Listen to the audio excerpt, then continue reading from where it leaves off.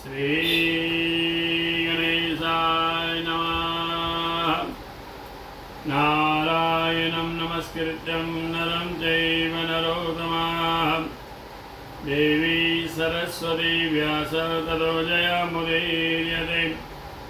नमो सुनन्दाय सहस्रमूर्ते सहस्रपादाक्षसरोर्भावे सहस्रनाम्ने बुद्धाय सहस्रदे सहस्रकोटियुगधारणे नमः। नमः कमलनाभाय नमस्ते जलसायने नमस्ते केशवाय नन्द वासुदेव नमोऽस्तुते। वसुदेवं सुतं देवं कंसचाणूरमर्दनं देवकी परमानन्दं कृष्णवन्दे जगद्गुरोः। गुरुर्ब्रह्मा गुरुर्विष्णु गुरुर्देवो महेश्वरः गुरुर्साक्षात् परब्रह्मा तस्मै श्रीगुरुवे नमः। अखण्डमण्डलाकारं व्याप्तं येन चराचरं तत्परं दर्शितं येन तस्मै श्रीगुरुवे नमः। मूकं करोति वाचालं पङ्गुलाङ्घयते गिरिं यत्कृपातमहं वन्दे परमानन्दमाधवम्। आकाशापरितं तोयं यथा गगनसागरं सर्वदेव नमस्कारं केशवं प्रतिगच्छते। पुराणपुरुषोत्तमाय नमः। ॐ नमो भगवते वासुदेवाय। अथ श्री आश्विन कृष्णपक्ष एकादशी वृद्धकथा प्रारभ्यते। युधिष्ठिरोवाच। राजा युधिष्ठिर बोले कि हे मधुसूदन, आश्वेन माह के कृष्ण पक्ष में कृष्ण नाम की एकादशी होती है, सो आप मेरे आगे प्रसन्नता पूर्वक कहिए। तो भगवान कृष्ण बोले कि हे राजन, आपने बहुत अच्छा प्रश्न पूछा है। आश्विन के कृष्ण पक्ष में एकादशी का नाम इंद्रा है। इंद्रा नाम की एकादशी होती है। उसके व्रत के प्रभाव से महापातक नाश हो जाते हैं। नरक में जो पितर हैं उनको मोक्ष देने वाली, पापों का नाश करने वाली इस कथा को ध्यान लगाकर तुम सुनो, उसे सावधान मन होकर सुनिए। इसके स्वर्ण मात्र से ही वाजपेयी यज्ञ का फल प्राप्त होता है। पहले सतयुग में रिपुसूदन अर्थात शत्रुओं को दंड देने वाला राजा हुआ था।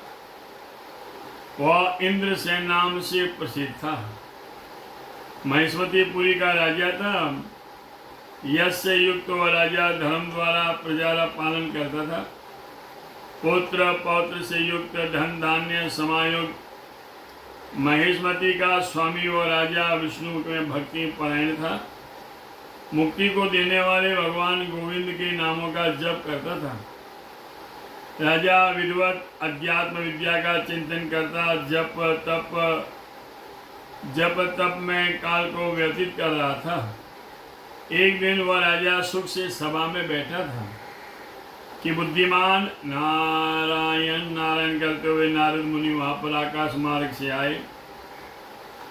उनको आया देखकर राजा ने उठकर उनका स्वागत किया, अर्घ्य पाद्या से उनका पूजन किया, आसन विराजमान किया।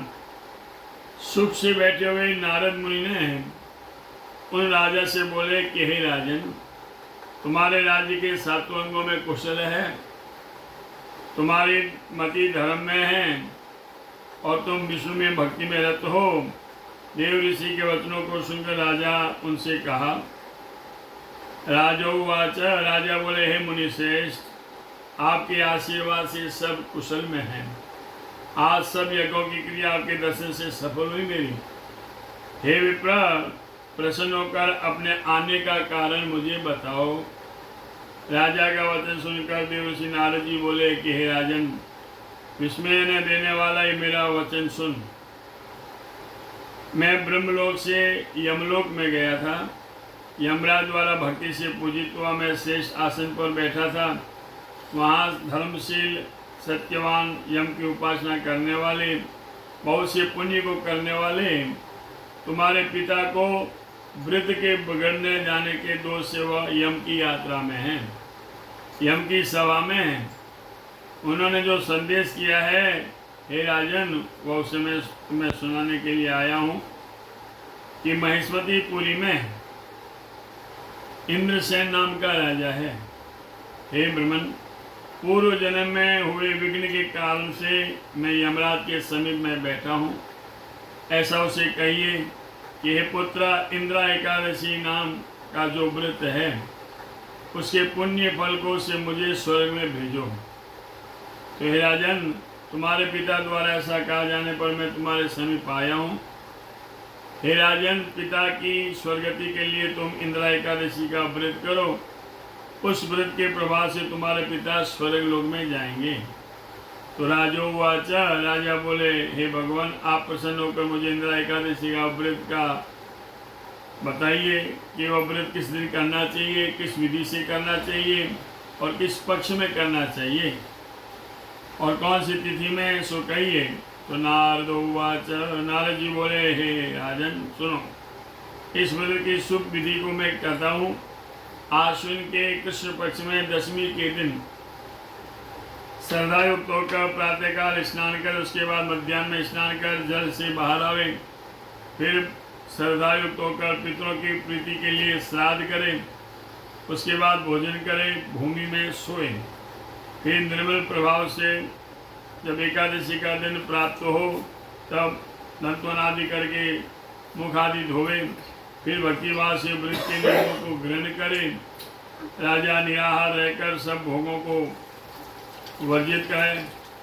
कल ही मैं भोजन करूँगा, हे पुंडरीका, हे अच्युतम, आप मेरी रक्षा करो। इस प्रकार नियम करके मध्याह्न के समय शालिग्राम भगवान शिला के आगे विधि पूर्वक श्राद्ध करके शुद्ध ब्राह्मणों को भोजन करावे, दक्षिणा देवे, श्राद्ध पिंड को सुनकर गौ को देवे, धूप गंध आदि से ऋषिकेश भगवान का पूजन करें, रात्रि में भगवान के समीप जागरण करें।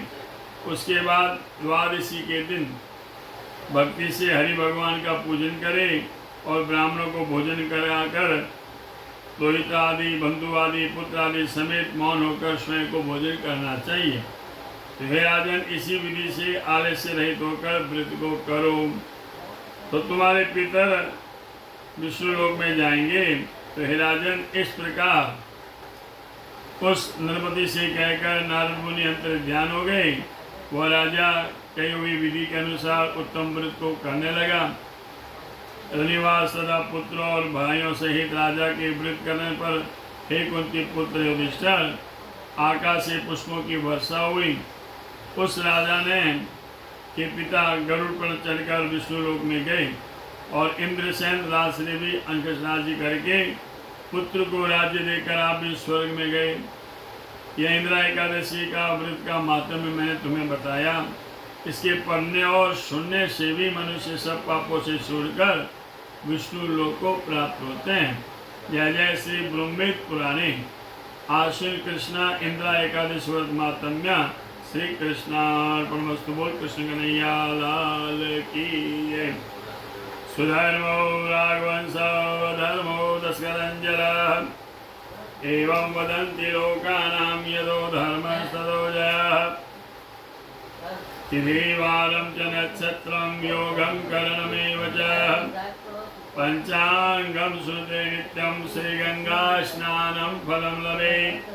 आज जाए करके ठाकुर जी रहे आसोज रहे कृष्ण पक्ष एकादशी बुधवार 43 घड़ी एकादशी श्राद्ध इंद्रा एकादशी व्रत सर्वे सर्वा विश्वकर्मा पूजा काल बारस गुरुवार द्वादशी रो श्राद्ध 13 शनिवार प्रदोष व्रत शनि प्रदोष त्रयोदशी रो श्राद्ध मास शिवरात्रि 14 शनिवार अमावस्या है रविवार नया